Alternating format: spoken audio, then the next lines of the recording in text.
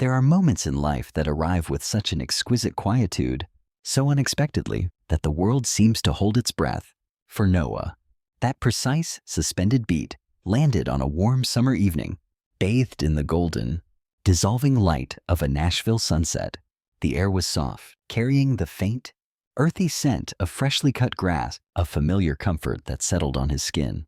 He stood beside Claire, a woman whose presence had woven itself into the fabric of his days over the years, her proximity a quiet hum he'd grown accustomed to.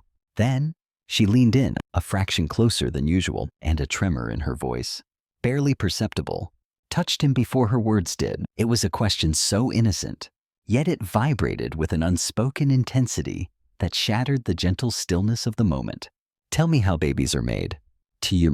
For a second, Noah's own breath caught a sudden, almost painful constriction in his chest. It wasn't the biology of the question that startled him. It was the raw, trembling fear he sensed beneath it. He tried to steady his voice, a low murmur about Google being a good teacher. But beneath the surface, a deeper current swirled. Claire wasn't one for casual inquiry. Behind her soft, hesitant smile lay a past etched with shadows, a terrain Noah had witnessed but never fully navigated. They walked slowly along the white fence, their footsteps a soft brush against the gravel.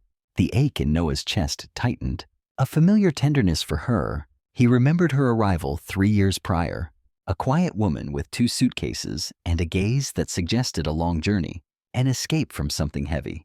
Over time, she'd become a ritual, morning runs that became shared confessions, coffee on his porch in the early light, late-night talks under the stars that spoke of dreams and unspoken fears. Yet, whenever the conversation drifted towards family, motherhood, or the landscape of love, Claire would retreat, a wounded bird seeking the shadows. She carried the echoes of a chaotic Nebraska childhood, where warmth was a foreign concept and safety a fleeting dream. Her parents had never offered the gentle rhythms of affection, leaving her with invisible scars. Noah saw them in her lingering hesitation before trusting, in the subtle flinch at a raised voice, in the desperate way she filled her loneliness with knowledge books, documentaries, fervent research. She was trying to comprehend a world that had offered her so little kindness. But the tenderness of creating a family, that terrified her, not because she didn't yearn for it, but because she feared she'd repeat the fractured patterns of her past. As they reached the end of the fence, Claire's arms wrapped tightly around herself, a small, protective gesture. It wasn't embarrassment that tightened her posture, Noah realized, but a profound dread of the answer. He sensed a deeper truth in her trembling words. She wasn't asking about biology. She was asking about the alchemy of love, the slow, brave weaving of trust, the fragile beginnings of a family. She was asking how one could gather the courage to build something beautiful in a world that had once broken them. He stood quietly beside her, letting the silence stretch, hoping the evening breeze would offer the comfort he couldn't yet articulate. The unspoken hung between them, a delicate thread of burgeoning understanding. The next morning, the air still cool and dewy, Noah knocked on Claire's door with 2 coffees and a plan he'd pieced together with a hopeful uncertainty. If she sought answers, he would offer her something richer, experiences that might gently show her what safety, warmth, and family truly felt like. He led her to a small, family-run diner, where the owners greeted every customer like a long-lost friend. Claire watched, her gaze lingering, as they moved in an effortless harmony, wiping tables, pouring coffee, their laughter, a familiar melody of years of shared understanding. He saw her eyes soften, a tiny crack appearing in the guarded shell of her heart. After breakfast, he took her to a community park, alive with the joyful chaos of families. Parents pushed swings, children chased shimmering bubbles, grandparents captured fleeting moments with their phones.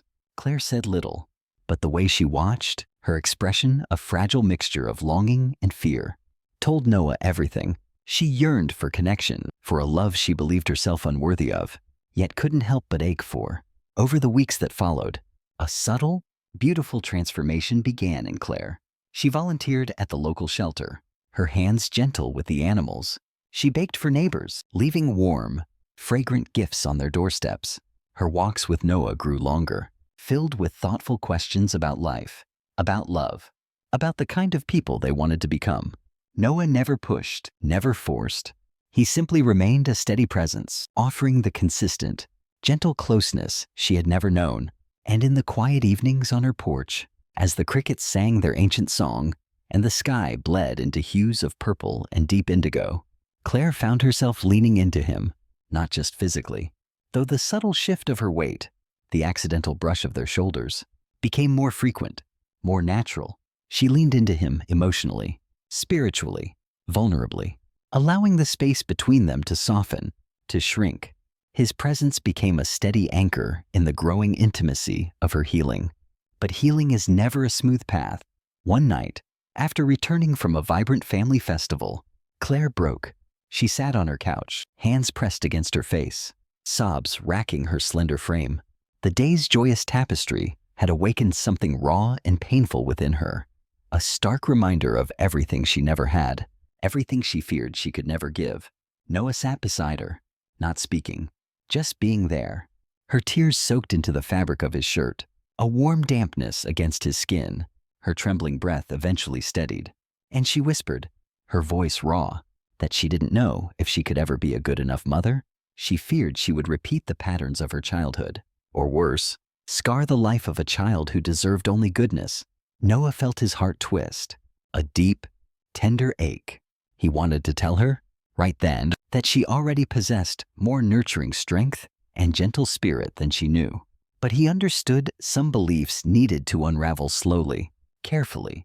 Days bled into weeks, and Claire blossomed in ways she couldn't yet perceive, though everyone else could. She laughed more freely, a sound that resonated deep within Noah. She trusted more, her guard imperceptibly lowering. She allowed herself to dream, a fragile, hopeful light in her eyes. Then came another warm evening by the white fence, the place where their journey had quietly begun. Claire stood there, the golden light of dusk reflecting in her eyes, and she whispered again. This time, the question was different, imbued with a far greater bravery. She wanted to understand, not how babies were made, but how love was made, how families were truly formed, how she could someday become someone's safe harbor. Noah's throat tightened, a profound emotion swelling within him. She wasn't asking out of fear anymore.